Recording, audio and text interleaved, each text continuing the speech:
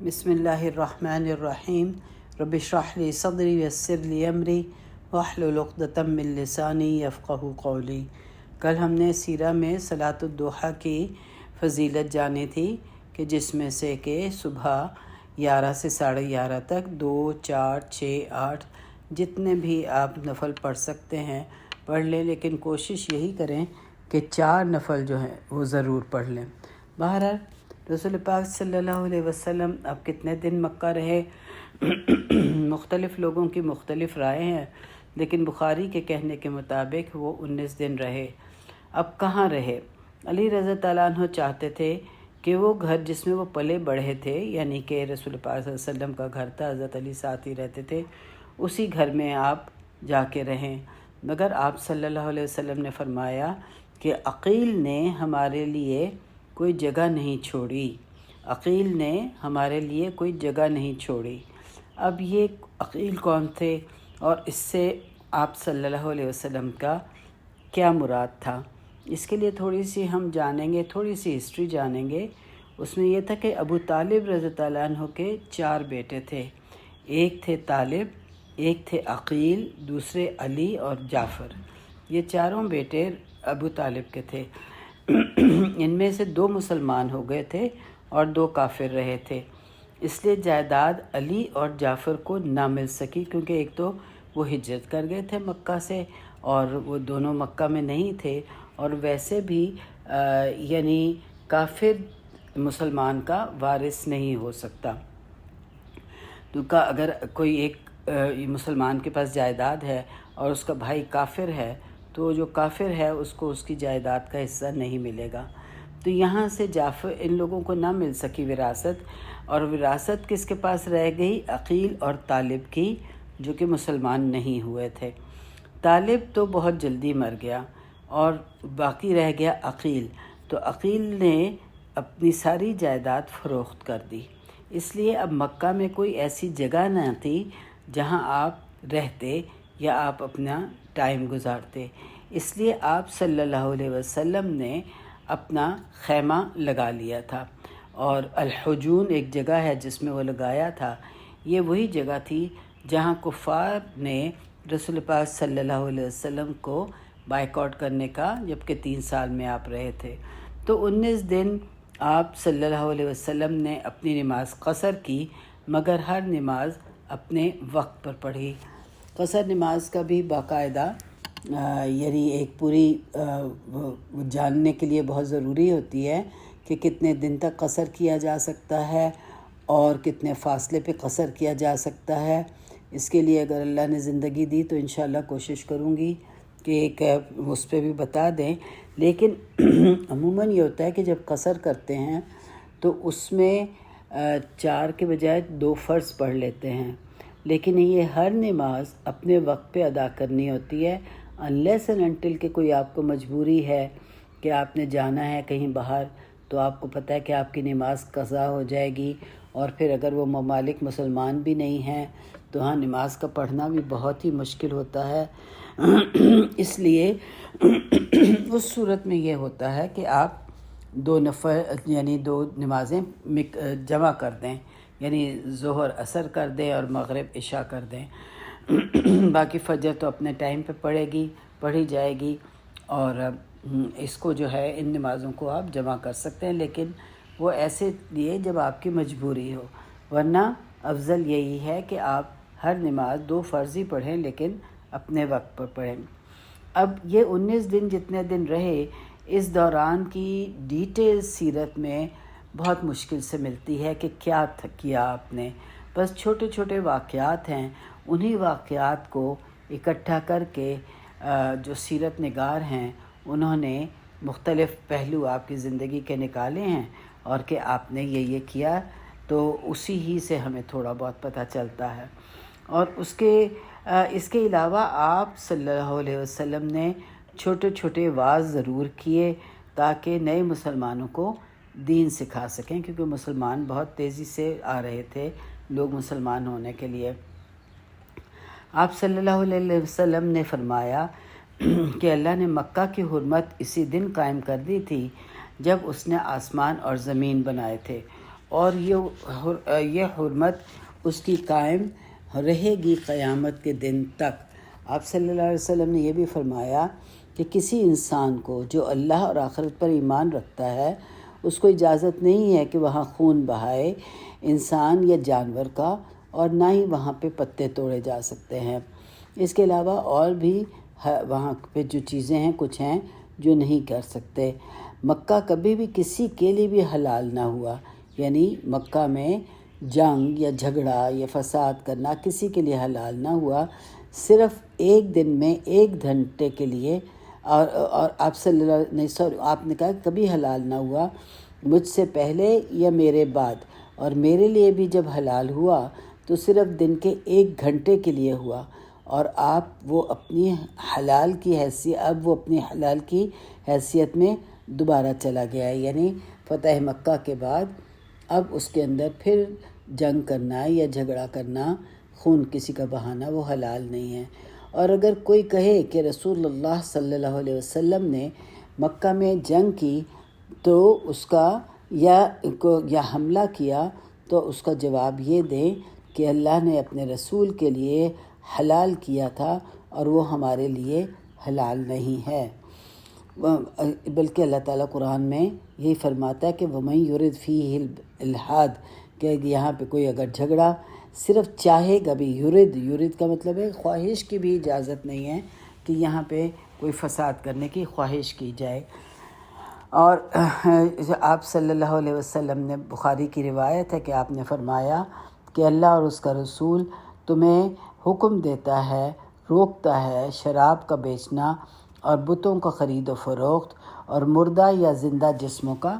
بیچنا۔ یہ جو 2 احکامات تھے، نہ بت پرستی اور نہ شراب نوشی، یہ ایک ایسے احکامات تھے جس کے بارے میں مکہ کے ہر گھر میں یہ دونوں چیزوں کی بہتات تھی۔ شراب نوشی بھی ہوتی تھی اور بت بھی جو تھے ان کی بھی عبادت ہوتی تھی۔ بلکہ مکہ کے لوگوں کا تو یہ بڑا منافع بخش کاروبار تھا، بت پرست یعنی بت بنا کے بیچنا۔ کیونکہ مکہ کی اہمیت کی وجہ سے اہمیت بڑھ جاتی ہے۔ آج بھی ہم دیکھیں کہ ہمیں اگر یہ پتہ چلتا ہے کہ یہ کھجور مکہ سے آئی ہے، یہ مدینہ سے آئی ہے، تو اس کی اہمیت ہمارے لیے بڑھ جاتی ہے۔ کوئی بھی چیز جو مکہ میں ہوتی ہے اس کی اہمیت ہمیں بڑھ جاتی ہے۔ میں بہت عرصے الحمدللہ مکہ میں رہی ہوں، اور میں نے اپنے سفر کے دوران یہ بہت دیکھا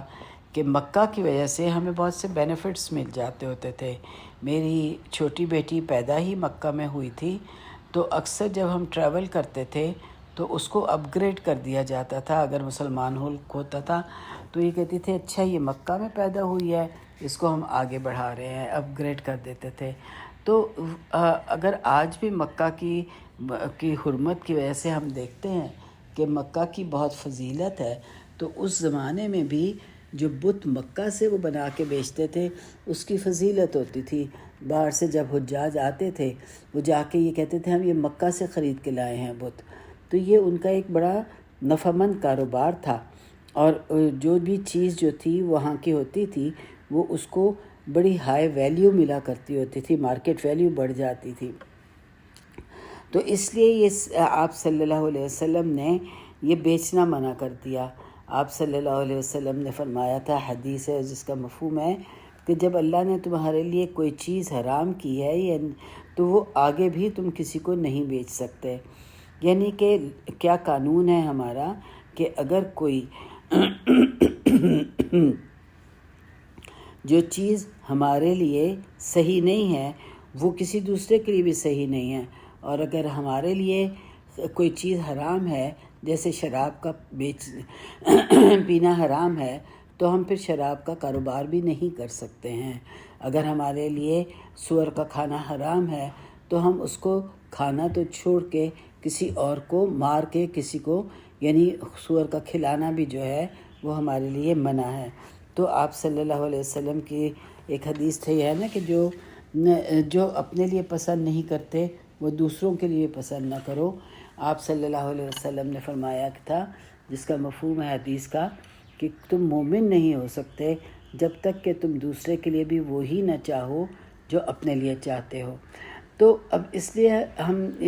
آپ صلی اللہ علیہ وسلم نے وہ چیزیں جو ہمارے لیے حرام ہیں ان کا خرید و فروخت، ان کا خریدنا اور بیچنا بھی حرام کر دیا، جیسے شراب ہے اور سور ہے اور یہ سب چیزیں ہیں۔ کوئی مسلمان کسی کو بھی یہ چیزیں نہیں بیچ سکتا، اس کو ضائع کر دیں۔ لہٰذا اب کیونکہ مسلمانوں کے پاس جو بھی شراب تھی یا بت تھے ان کو کیا کرنا تھا، ان کو ضائع کر دینا تھا اور بتوں کو توڑ دینا تھا۔ اور ہم یہ بھی جانتے ہیں کہ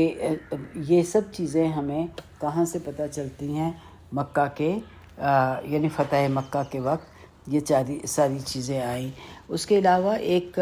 جو وراثت کا اصول ہے وہ بھی ہمیں مکہ ہی میں کہ اس کی فتح مکہ ہی سے پتہ چلتا ہے کہ ہماری جو جتنی بھی جائیداد ہے اس میں سے ہم صرف جو 1/3 ہے، 1/3 کے بارے میں وصیت کر سکتے ہیں، باقی حصے اللہ تعالیٰ نے خود بانٹ دیے ہیں۔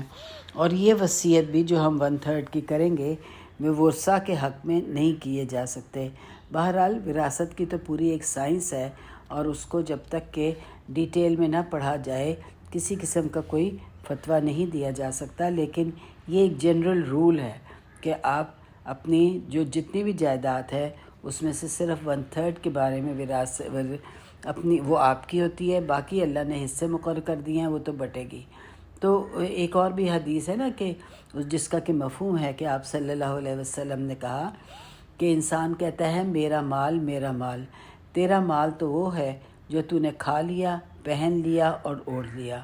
باقی تو وارثوں کے لیے چھوڑ کے جانے والا ہے، کیونکہ جو بھی ہمارے پاس چیز ہے وہ بس وراثت ہے، بچوں کو مل جانی ہے، آپ کے بچے ہوں گے یا اور جو وارث ہوں گے ان کو مل جائے گی۔ اب یہ جو تھی 1/3 کے بارے میں یہ کب پتہ چلا؟ یہ بھی فتح مکہ پر پتہ چلا۔ اور کیسے پتہ چلا؟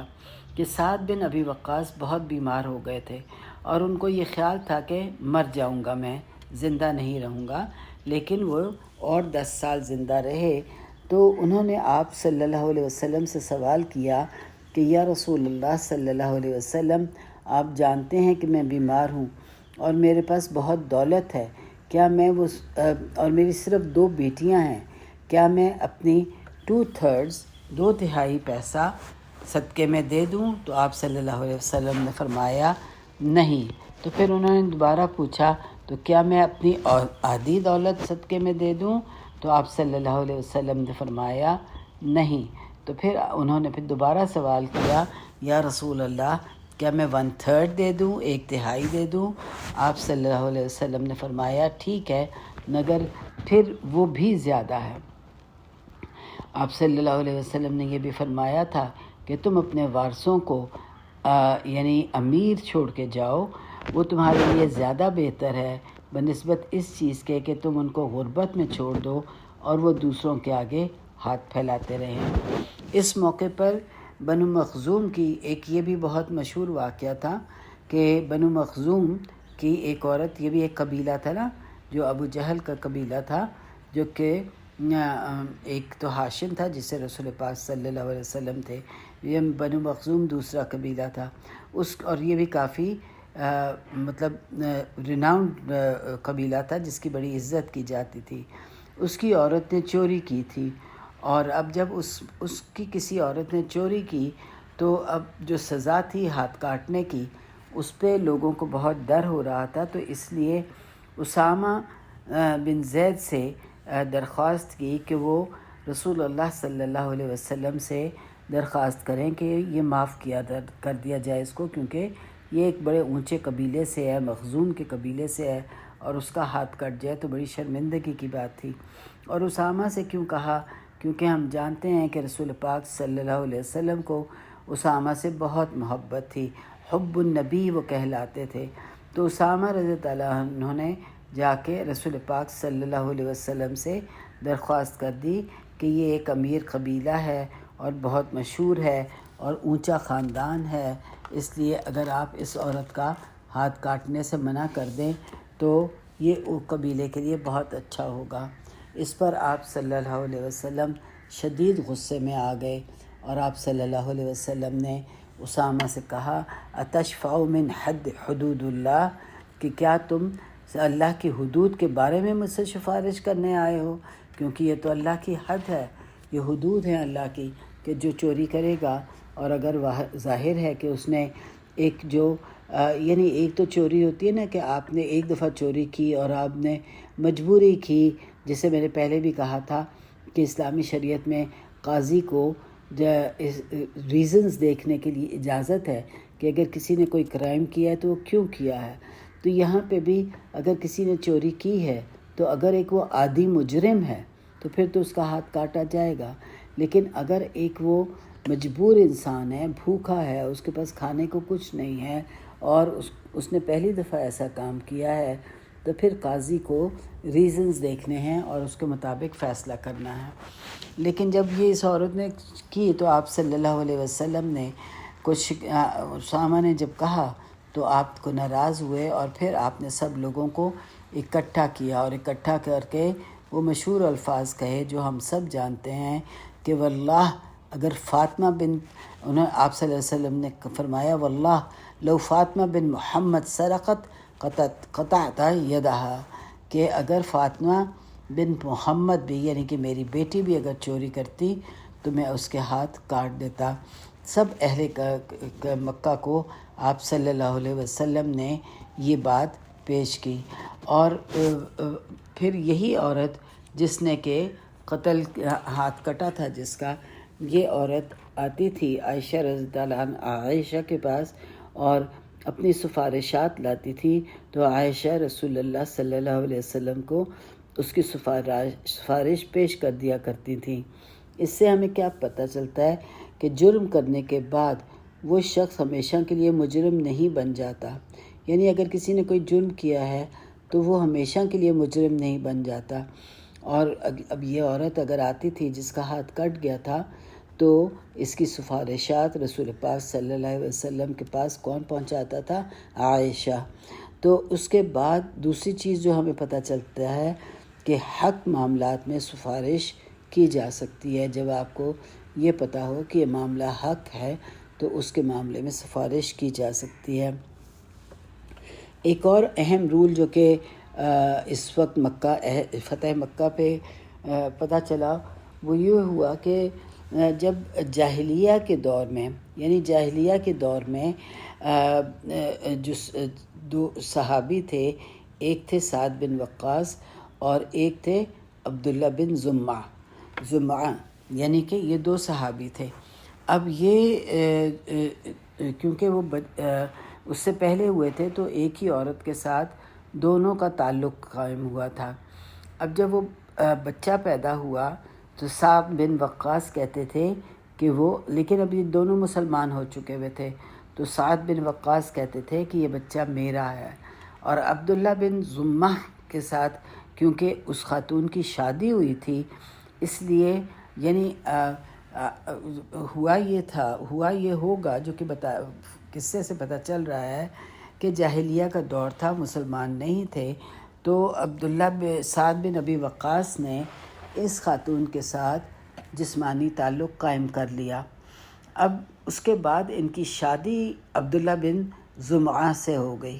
یعنی اسی خاتون کی شادی عبداللہ بن زمعہ سے ہو گئی۔ اب جب اس عورت کا پہلا بچہ پیدا ہوا تو سعد بن وقاص جو کہ اب مسلمان ہو چکے تھے، انہوں نے یہ کہا کہ یہ بچہ میرا ہے، لیکن وہ شخص کہتا تھا کہ یہ بچہ میرا ہے، اس کا خامند۔ تو آپ صلی اللہ علیہ وسلم نے پھر حدیث ہے جس میں کہ آپ نے کہا الولد للفراش، الولد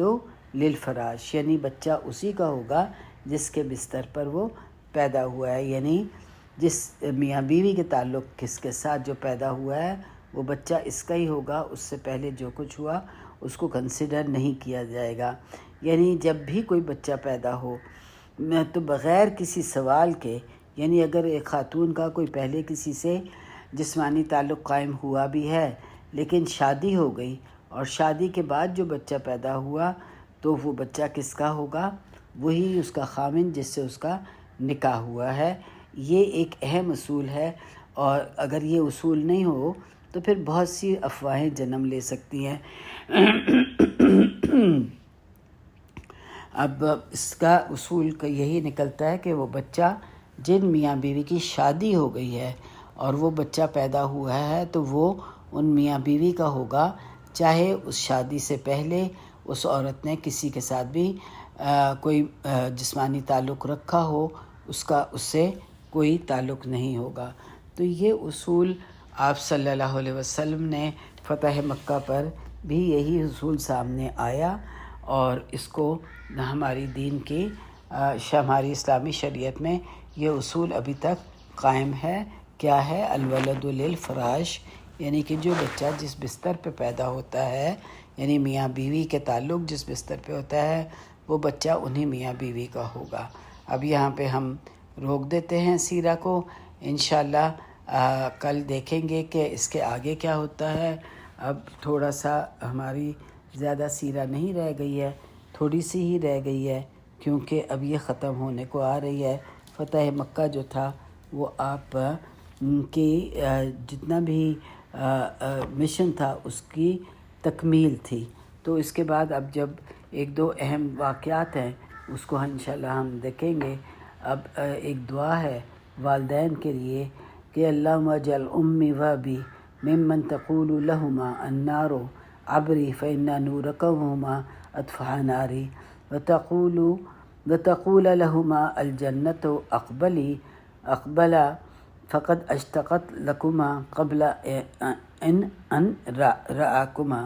یعنی اس کا مطلب یہ ہے کہ اے اللہ تو میرے والدین کو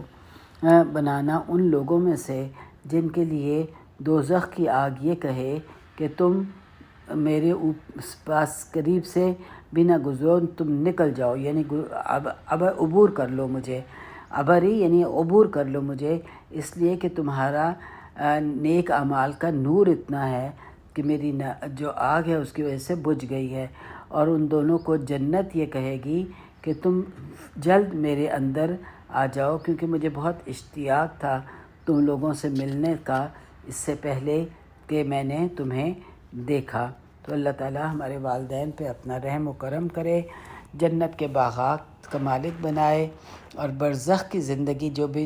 زندہ ہیں ان کو نیک نامیاں دے، صحت تندرستی دے، خوشحالیاں دے، اپنے بچوں کی خوشیاں اور آبادیاں دیکھیں، اور جن کے والدین نہیں ہیں ان کی قبروں کو اللہ تعالیٰ نور سے بھر دے،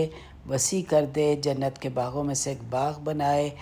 اور قیامت کے دن دوزخ کے عذاب سے بچا کر جنت الفردوس کے بلند درجات نصیب کرے۔ آمین۔ ربنا تقبل منا انک انت السمیع العلیم وتب علینا انک انت التواب الرحیم، وصلی اللہ علی نبینا محمد وعلی آلہ وصحبہ اجمعین، وآخر دعوانا ان الحمد للہ رب العالمین۔